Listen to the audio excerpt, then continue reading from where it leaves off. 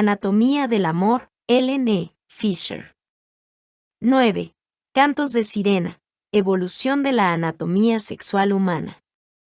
¿Por qué nos crucificó con el sexo?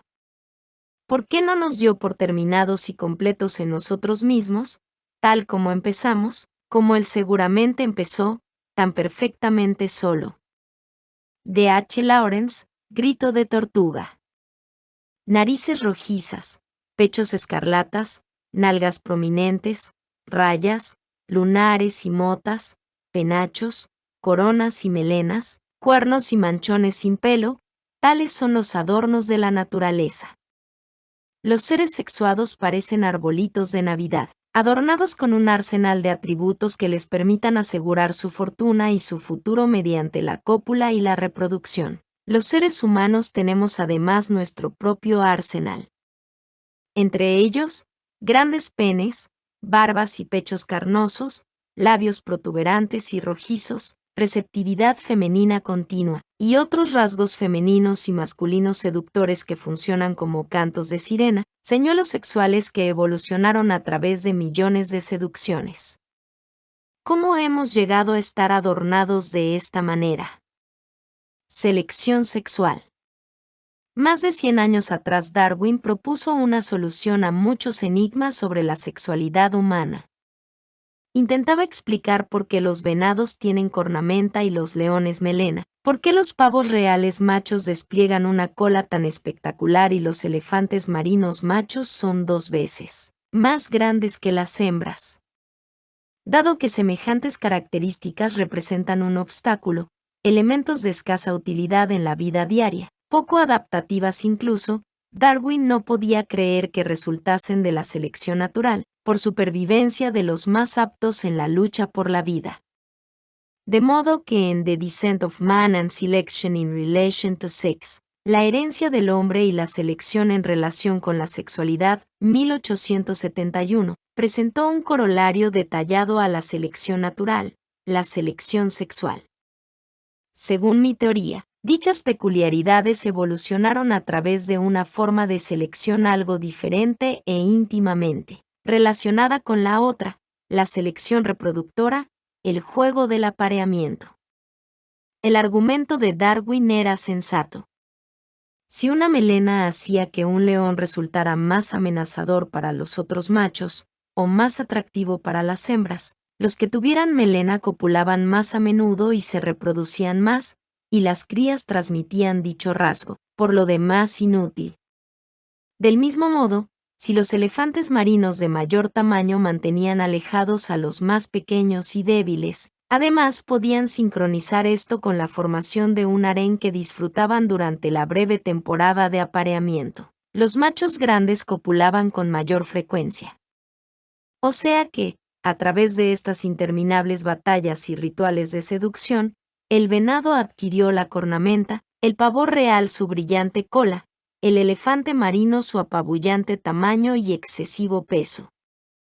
Darwin era muy consciente de que la selección sexual no alcanza a explicar todas las diferencias entre los sexos, pero la eterna lucha de quien copulará y tendrá cría con quien, el juego del apareamiento, es la única explicación para la evolución de algunos asombrosos atavíos sexuales creados por la naturaleza, como por ejemplo el pene humano. Los hombres tienen grandes penes, de mayor tamaño incluso que el de los gorilas, un primate con un cuerpo 3 veces más grande que el del varón humano.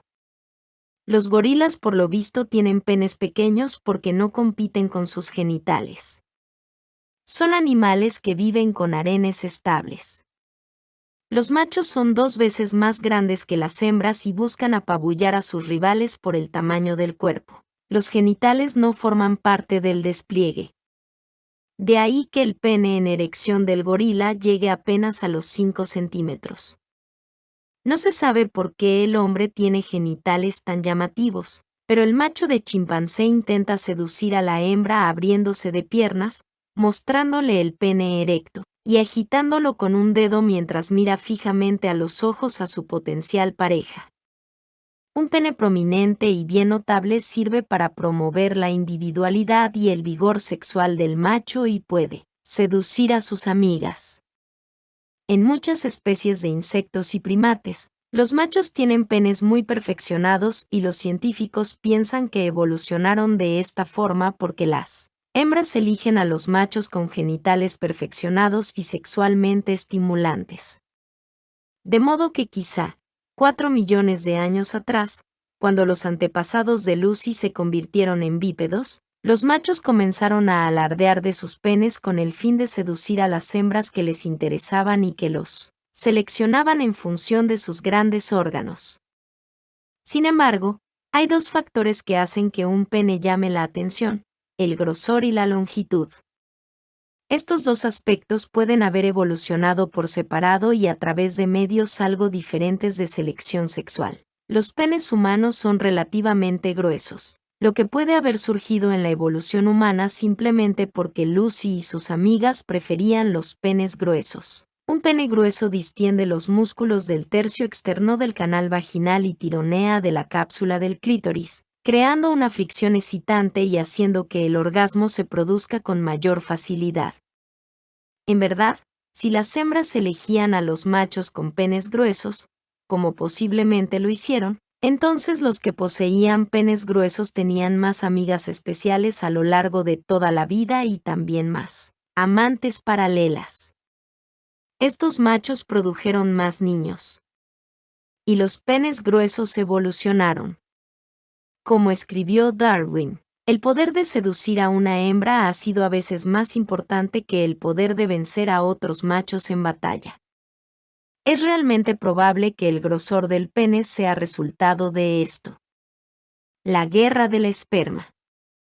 Los penes largos, por su parte, pueden haber evolucionado por una causa diferente. Otra forma de la selección sexual llamada competencia espermática.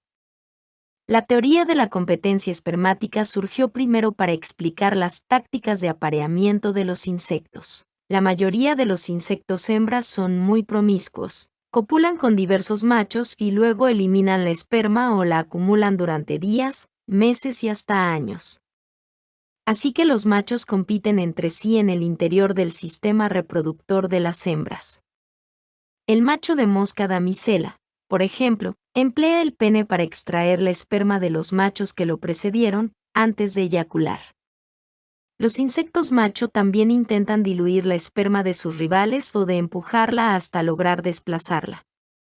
Algunos introducen un tapón de apareamiento en la abertura del genital femenino después de la cópula, mientras que otros vigilan a la hembra hasta que ella deposita sus huevos. Tal vez el largo pene humano también se debe a la competencia espermática, y está diseñado para dar a los eyaculadores una ventaja inicial. Los testículos de tamaño medio del hombre probablemente son también el resultado de batallas entabladas en el canal vaginal. Este razonamiento se basa en datos acerca de los chimpancés. Los machos de chimpancé tienen testículos muy grandes en relación con el tamaño de sus cuerpos, además de penes largos, y se cree que transportan dichos órganos debido a su promiscuidad. En una horda de chimpancés, los machos se toleran bastante bien mutuamente y hasta forman fila para copular. De modo que, siguiendo esta línea de pensamiento, en el pasado los machos de chimpancé con grandes testículos y abundantes y rápidos espermatozoides habrían depositado en el sistema reproductor femenino cantidades mayores de un esperma altamente móvil. Estos chimpancés concebían más temprano, dando origen así a la selección de chimpancés con grandes testículos. Los gorilas, por otra parte, tienen testículos muy pequeños y, como es de esperar, copulan con escasa frecuencia y poca competencia por parte de los otros machos. Estos hechos condujeron al científico Robert Smith a proponer que los testículos de tamaño medio del hombre y su copiosa eyaculación evolucionaron por la misma razón que surgieron en los chimpancés. Los hombres ancestrales con vigorosas bolsas de semillas y más espermatozoides producían más concepciones, generándose de este modo los testículos tamaño promedio del hombre y su abundante y dinámica semilla. Smith piensa que incluso las poluciones nocturnas y la masturbación masculina son el resultado de la competencia espermática entre machos, una forma placentera de reemplazar la esperma vieja por nueva. Competencia entre machos. Selectividad femenina. Los científicos en general subrayan estos dos aspectos de la selección sexual porque las hembras deberían ser, naturalmente, selectivas con sus amantes, mientras que los machos deberían enfrentarse entre ellos por el privilegio de engendrar. En realidad, esta línea de pensamiento hace gala de una lógica impecable, dado que para las hembras de muchas especies los costos de la reproducción son altos. Las hembras conciben el embrión, cargan el feto durante días y meses, y casi siempre crían a sus hijos con muy escasa ayuda. Además, las hembras están limitadas en la cantidad de crías que pueden producir. Lleva tiempo gestar y criar a cada hijo, nidada o lechigada. De modo que a la hembra le conviene seleccionar cuidadosamente a su consorte, no tiene tantas oportunidades de reproducirse. Para los machos de la mayoría de las especies los costos de la reproducción son mucho más bajos. Los machos simplemente doñan su esperma. Y lo que es más importante, los machos pueden concebir crías con mucha mayor regularidad que las hembras, en tanto en cuanto puedan mantener a raya a los otros aspirantes y logren atraer a las hembras y aguantar el agotamiento sexual. De modo que, desde el punto de vista reproductor, a los machos les conviene copular con relativa indiscriminación. Debido a estas diferencias en la inversión parental, son por lo general los machos de las especies los que compiten entre sí por las hembras, y casi siempre las hembras las que eligen entre los diversos machos. Pero la forma alternativa de selección sexual, es decir, machos que eligen entre diversas hembras y hembras que compiten entre ellas para gestar, también se da en la naturaleza. Los seres humanos no somos una excepción. Basta con ir a un bar o a una fiesta cualquiera y ponerse a observar cómo las mujeres rivalizan entre sí, mientras los hombres eligen a la que prefieren. Como sintetiza H. L. Mencken, cuando las mujeres se saludan siempre parecen pugilistas dándose la mano antes de la pelea. En realidad, varios atributos femeninos importantes son probablemente consecuencia de la arcaica rivalidad entre hembras, frente a machos que elegían entre ellas. Entre los más llamativos figuran los siempre agrandados pechos femeninos. ¿Por qué los pechos son tan grandes? En 1967, el etólogo Desmond Morris propuso que cuando nuestros antepasados se convirtieron en bípedos, los signos sexuales que inicialmente ornamentaban la grupa pasaron a decorar el tórax y la cabeza. A partir de ahí las mujeres desarrollaron labios rojizos y protuberantes para semejar labios vaginales, y pechos bamboleantes y carnosos para semejar nalgas prominentes. A los machos ancestrales los atraían las mujeres con estos signos de predisposición sexual, de modo que las mujeres con pechos protuberantes engendraron más hijos, legando este rasgo a través de los siglos. Varios científicos agregaron otras hipótesis. Quizá los pechos evolucionaron para indicar potencial ovulatorio. Como las mujeres en edad reproductora óptima tienen pechos más voluptuosos que las muy jóvenes o las posmenopáusicas, los hombres ancestrales pueden haber interpretado esta carnosidad como un signo de fertilidad segura. Otra hipótesis propone que, como entre los primates los pechos de las hembras solo se hinchan durante el periodo de amamantamiento, estos símbolos visibles se convirtieron evolutivamente en promoción de la capacidad de las mujeres para reproducirse y alimentar a las crías, la señal de la buena madre, o sea, en un truco para engatusar a los machos y hacerles creer que una determinada hembra resultaría una buena inversión reproductora. Una última e interesante teoría sostiene que los senos eran originalmente depósitos de grasa, reservas cruciales de las que nutrirse durante el embarazo o durante la lactancia si la comida escaseaba. Todas estas teorías tienen una lógica genética. Pero, ¿qué error de diseño? Estas protuberancias en torno a las glándulas mamarias están muy mal emplazadas. Se bambolean dolorosamente cuando la mujer corre. Se interponen en la visión cuando se inclina a buscar alimentos, y pueden asfixiar al bebé mientras mama. Más aún, los pechos, de cualquier tamaño, son sensibles al contacto. ¿Por qué? Los pezones de la mujer se endurecen ante el más mínimo contacto. Y en el caso de muchas, acariciarlos estimula el deseo sexual. En ello no quiero pasar por alto la original teoría de Morris acerca del sentido sexual de los pechos femeninos, por las razones genético-adaptativas que fuesen, y probablemente había más de una. A los machos ancestrales les gustaban las hembras con esos apéndices sensibles y mullidos y copulaban con mayor frecuencia con las que estaban dotadas de grandes pechos, dando pie así a la transmisión de dicho adorno. Mientras las mujeres seleccionaban a sus amantes y los hombres elegían entre las mujeres, mientras todos nuestros antepasados competían por esposas y maridos que fueran buenos, partidos, probablemente se fraguaron otros aspectos fundamentales de la sexualidad humana. Los hombres tienen barba, las mujeres tienen cutis delicados. Los hombres desarrollan voces graves en la pubertad mientras que las mujeres mantienen sus tonos melifluos. ¿Por qué? Del vello facial Darwin escribió: nuestros progenitores semejantes a los simios adquirieron sus barbas como ornamento para seducir o excitar al sexo opuesto. Tal vez las barbas eran señal de fuerza y madurez para las mujeres. Darwin también se refirió a la aguda voz femenina como un instrumento musical, y llegó a la siguiente conclusión: podemos inferir que originalmente adquirieron poderes musicales para atraer al sexo opuesto. Tal vez para los hombres las dulces voces femeninas sonaban inofensivas como las de niños. Por las razones que fuesen, en la época de Lucy algunos machos y hembras se apareaban antes que otros, seleccionándose en función de los peculiares ornamentos físicos de los individuos en cuestión: gruesos y largos penes, pechos siempre de gran tamaño, barbas masculinas y dulces voces femeninas.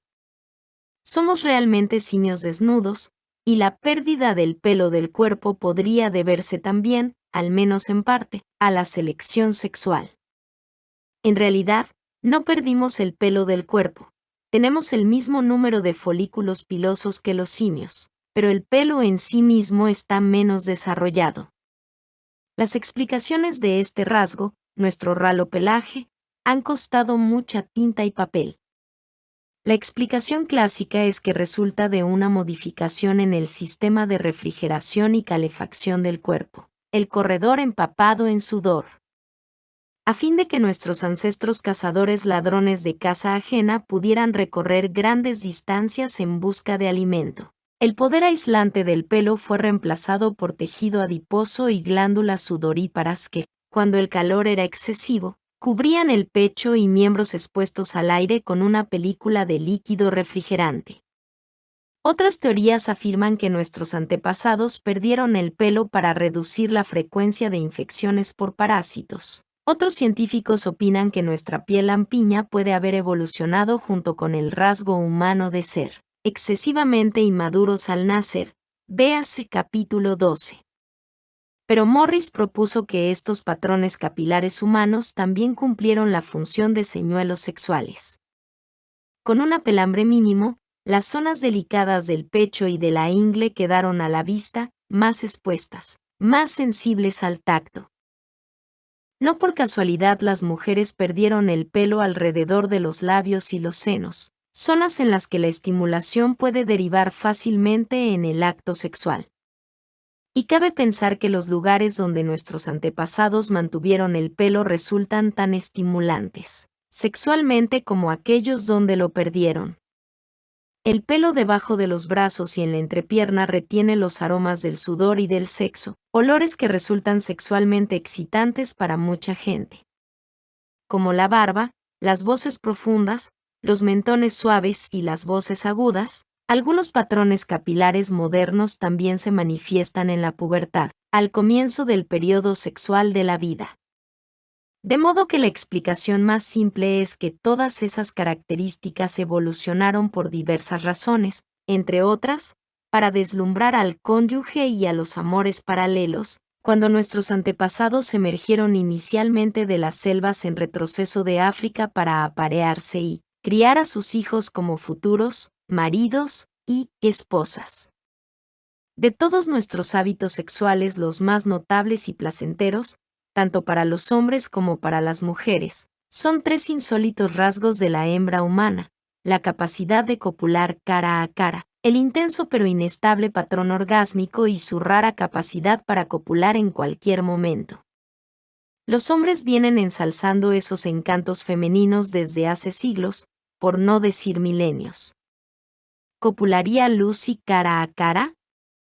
Yo creo que sí. La vagina de las mujeres modernas apunta hacia abajo, en lugar de la vulva vuelta hacia atrás de todas las otras primates. Gracias a la vulva inclinada, la cópula cara a cara es cómoda.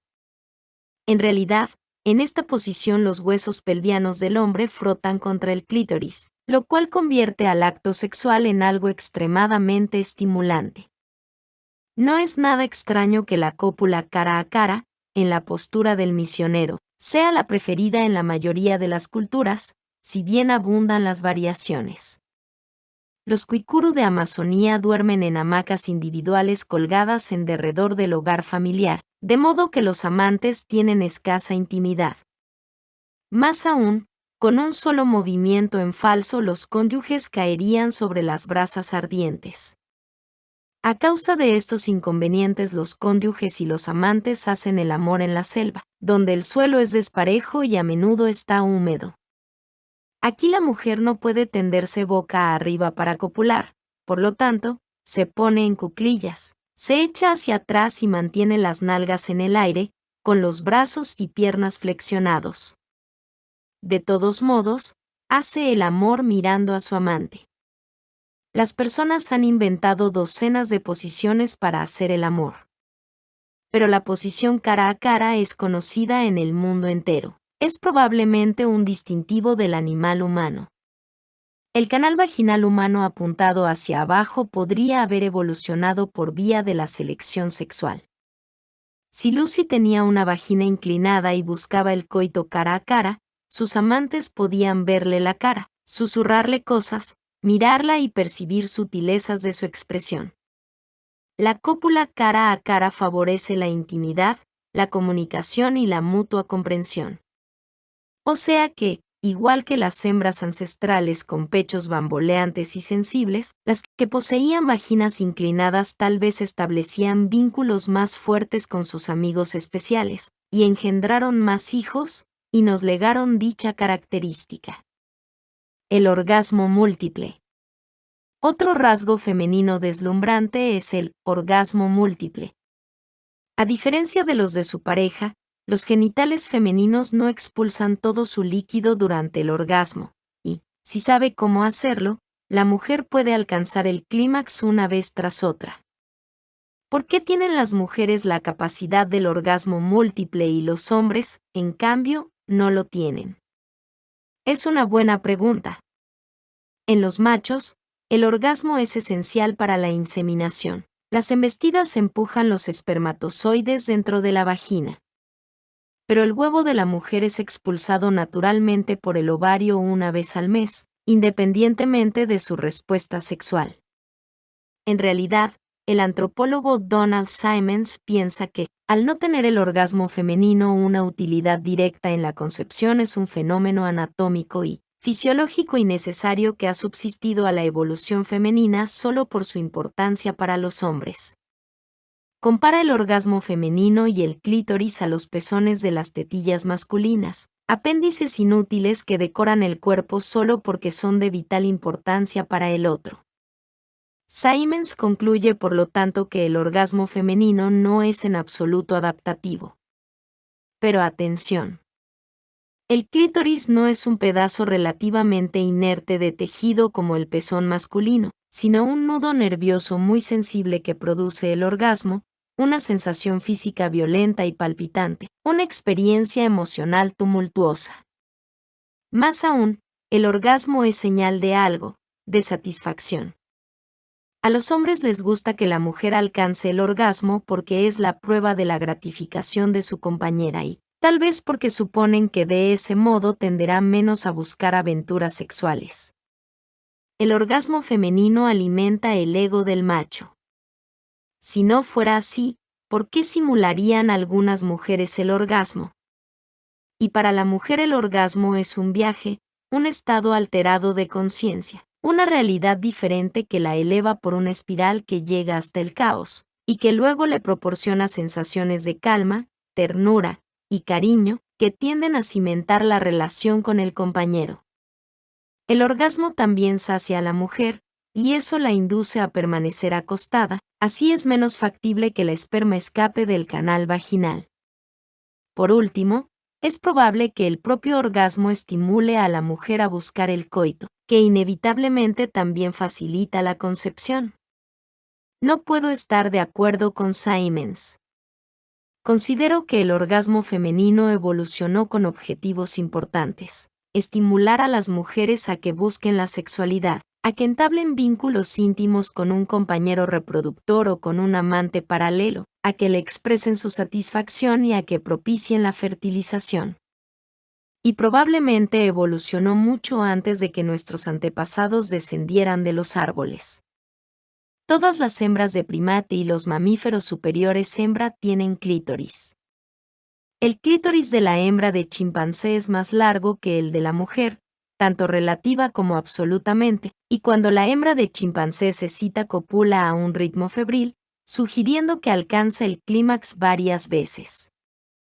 Las hembras de varias especies evidencian modificaciones en la presión arterial, en la respiración, el ritmo cardíaco, la tensión muscular, los niveles de hormonas y los tonos de la voz de modo semejante al que experimenta la mujer durante el orgasmo. De modo que el orgasmo probablemente se manifiesta en muchas otras criaturas. El orgasmo múltiple también habría sido adaptativo para nuestras antepasadas que vivían en los árboles, cuya supervivencia dependía del establecimiento de buenas relaciones con varios machos.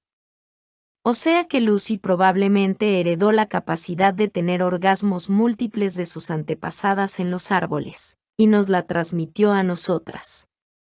Sin embargo, las mujeres no alcanzan siempre el clímax. Incluso esta característica puede haber evolucionado milenios atrás. Las mujeres suelen lograr el orgasmo cuando están relajadas, con hombres que se ocupan sexualmente de ellas, y con compañeros de bastante tiempo, con los cuales se sienten comprometidas. Las mujeres alcanzan el orgasmo con mucho mayor frecuencia con sus maridos, por ejemplo, que con un amante clandestino. Y las prostitutas callejeras, que copulan con extraños, llegan al clímax con menor frecuencia que las prostitutas más refinadas, que se acuestan con clientes de más dinero y más considerados. Quizá esta selectividad orgásmica es un mecanismo que las mujeres desarrollaron inconscientemente a fin de reservarse para el hombre adecuado, paciente y dedicado, y no entregarse a amantes impacientes. Podemos elegir. El orgasmo femenino tal vez no sea más que una rareza sin función práctica, una consecuencia del desarrollo embrionario que resulta de tan crucial importancia para la sexualidad masculina, que las mujeres la han preservado durante su evolución, o un rasgo muy adaptativo de la compleja estrategia femenina para salir airosa en el juego del apareamiento. Ella querrá o no. De todas las tácticas sexuales adquiridas por las mujeres en el pasado, ninguna es tan cautivante para los científicos, ni tan placentera para hombres y mujeres, como la habilidad femenina para copular siempre que la mujer tiene ganas. Como el lector recordará, para machos y hembras de ninguna otra especie viviente es posible la sexualidad constante. ¿Por qué? Porque las hembras en edad de reproducirse sexualmente tienen periodos de celo, o estro, y si no están en celo generalmente rechazan a los machos. Por supuesto, hay excepciones. Pero las mujeres se clasifican en el extremo más distante de una conducta casi constante. Pueden copular, y lo hacen, durante todo el ciclo menstrual mensual, pueden copular durante casi todo el embarazo, y pueden, y a menudo lo hacen, retomar el coito tan pronto como se recuperan del parto, meses o años antes de que el bebé sea destetado. Los críticos dicen que la predisposición sexual femenina constante solo existe en los temores de los viejos y en las esperanzas de los jóvenes. No es verdad. Si la mujer quiere, puede copular cuando le da la gana. Las norteamericanas casadas copulan, como promedio, de 1 a 3 veces por semana, dependiendo de la edad. Según los informes, en muchas culturas las mujeres hacen el amor todos los días o todas las noches, excepto cuando los rituales de guerra, la religión u otras costumbres locales lo impiden. La sexualidad tampoco termina con la menopausia o la vejez. Ello no significa que la libido femenina se mantenga siempre alta. Pero la hembra humana dejó atrás el periodo de celo. Existen varias teorías acerca de la pérdida del periodo de celo. La explicación clásica sostiene que las hembras ancestrales perdieron el estro a fin de cimentar el vínculo de pareja con el macho. La posibilidad de copular en cualquier momento permitía a las hembras mantener permanentemente atentos a sus amigos especiales. Es una idea interesante.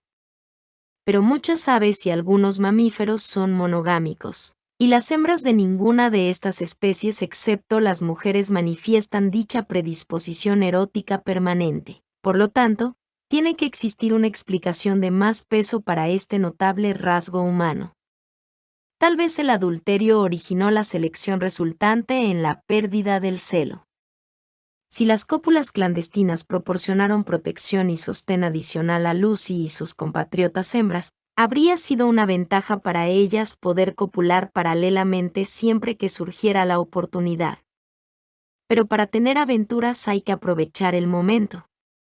Si el amigo especial estaba de excursión en busca de alimento y aparecía su hermano para buscar nueces con ella, no podía esperar hasta que el periodo de celo se presentara, debía hacer el amor en ese momento. La disponibilidad sexual constante dio a las hembras la posibilidad de concretar sus dos estrategias reproductoras fundamentales, hacer pareja con un macho y copular paralelamente con amantes ocasionales. Los factores ecológicos sin duda contribuyeron a la pérdida del celo. Habría sido adaptativo por parte de nuestros ancestros dar a luz en cualquier momento del año para que las crías no nacieran todas al mismo tiempo, lo cual habría resultado problemático para el grupo y habría atraído a los leones a un fácil banquete. La pérdida del celo habría favorecido los nacimientos durante todo el año. Quizá el estro representaba también una suerte de exceso de equipaje, una parte del sistema hormonal femenino del que debían librarse a fin de incorporar otras adaptaciones fisiológicas. Y lo principal es que la pérdida del estro pudo representar un vale de comida. Cuando los chimpancés machos obtienen una presa y todos se congregan a su alrededor para mendigarle bocados, las hembras en estro reciben porciones adicionales. Las mujeres ancestrales pudieron necesitar también estos beneficios. De modo que si Lucy hubiese tenido un periodo mensual de receptividad sexual un poco más largo, que durara alrededor de 20 días en lugar de 10, habría mantenido relaciones sexuales más prolongadas con su amigo especial y con sus amantes clandestinos, y habría obtenido de ese modo más protección y más alimentos. Habría sobrevivido. Sus hijos habrían sobrevivido. Y la propensión a periodos de receptividad sexual más prolongados habría evolucionado. Del mismo modo, las hembras que copulaban durante la mayor parte del embarazo y más pronto después del parto también habrían recibido beneficios adicionales. Habrían sobrevivido desproporcionadamente y habrían legado a las mujeres modernas el rasgo de la disponibilidad sexual ininterrumpida. Ovulación silenciosa. Tan magnífico es este extraño rasgo de la disponibilidad sexual constante que debió de ser la culminación de varias fuerzas ambientales y reproductivas. Pero, ¿perdieron el celo las mujeres o entraron en celo permanente? Lo perdieron. Las mujeres no manifiestan prácticamente ningún signo de ovulación en mitad del ciclo. Poco después de que el óvulo es despedido por el ovario, la mucosidad viscosa del cuello del útero se vuelve más resbaladiza, suave y elástica. Algunas mujeres sienten molestias. Unas pocas tienen leves pérdidas de sangre en ese momento. A otras el cabello se les pone más grasoso, los senos se les vuelven más sensibles, o tienen más energía de la usual. La temperatura corporal de la mujer sube más de 1 grado durante la ovulación y permanece normal o algo superior a lo normal hasta la menstruación siguiente. Y en la medida en que se eleva el voltaje de su cuerpo, toda ella se carga de más electricidad. Aparte de estas excepciones, la ovulación es silenciosa. Las mujeres tampoco se obsesionan con el sexo en mitad del ciclo. No todas las primates exhiben genitales inflamados y llamativos durante el celo. Pero todas sin excepción delatan la ovulación con seductores aromas y persistentes actitudes provocativas. De ahí el término estrus, derivado de la palabra griega equivalente a tábano. Sin embargo, la mayoría de las mujeres no saben cuándo están en el periodo fértil. Más aún, las mujeres deben copular con regularidad a fin de quedar embarazadas y tomar precauciones si quieren evitarlo. Para las mujeres, el momento de la ovulación es un dato oculto. ¿Qué inconveniente más peligroso es la ovulación silenciosa? Ha derivado en millones, tal vez cientos de millones de embarazos no deseados. Pero es fácil comprender las ventajas de la ovulación silenciosa en la época de Lucy. Si el compañero de Lucy no sabía cuándo ella entraba en el periodo de fertilidad, estaba obligado a copular con ella regularmente a fin de engendrar un hijo. La ovulación silenciosa mantenía al amigo especial en íntima proximidad constante y aseguraba el suministro de protección y comida que la hembra necesitaba. Los amantes paralelos tampoco sabían cuándo Lucy estaba fértil. También podía contar con sus atenciones. Y como los primates macho que se aparean con una hembra son casi siempre solícitos con las crías de ella, los amantes auxiliares tal vez sentían debilidad por sus hijos. La ovulación silenciosa suministraba a la hembra abundancia de aquello que precisaba, machos. Los machos lograban copular con mayor frecuencia. Con la pérdida del estro, la hembra estaba permanentemente disponible. Los amantes también estaban siempre a disposición. Con la ovulación silenciosa el marido no necesitaba espantar a los otros aspirantes a su hembra, porque ni la esposa ni los amantes daban indicación alguna del estado de fertilidad. La ovulación silenciosa probablemente contribuyó también a mantener la paz. De todos los beneficios derivados de este magnífico rasgo femenino, el más asombroso era la posibilidad de elegir. Liberaba del ciclo ovulatorio de los demás animales, y del impulso sexual que alcanzaba un punto máximo y después se desvanecía. Lucy finalmente podía empezar a elegir a sus amantes con más cuidado. Si bien las hembras de chimpancé sin duda dan prioridad a sus parejas y algunas veces se niegan a copular con los machos que no les gustan, por ejemplo, moviéndose inapropiadamente en el momento culminante o mostrándose poco dispuestas a adoptar la postura de apareo. Estas hembras no pueden ocultar su receptividad ni fingirse cansadas o rechazar a sus candidatos por medio de la indiferencia o los insultos. Sus procesos químicos las impulsan a copular. Una vez liberadas del flujo hormonal mensual, las hembras ancestrales obtuvieron más control cortical del deseo erótico. Podían copular por una multitud de razones, incluso por poder, despecho o lujuria, por la compañía o por amor. ¿Ella querrá o no? Fue la pregunta que se puso de moda. De los penes grandes y los pechos bamboleantes a la cópula cara a cara y la disponibilidad sexual permanente, toda esa rivalidad sin tregua, esas aventuras amorosas y los reciclamientos de pareja comenzaron a cambiar nuestros cuerpos. A medida que hombres y mujeres ancestrales se apareaban y trabajaban hombro a hombro, La selección operó también modificaciones a nivel del cerebro de ambos sexos. Ya la psique humana estaba lista para cobrar altura. La próxima parte. Anatomía del amor, Ellen Fischer. 10. Porque los hombres no pueden ser más parecidos a las mujeres, desarrollo del cerebro sexual humano. Audio Gala YT. Suscríbete al canal, dale like y comenta. Muchas gracias.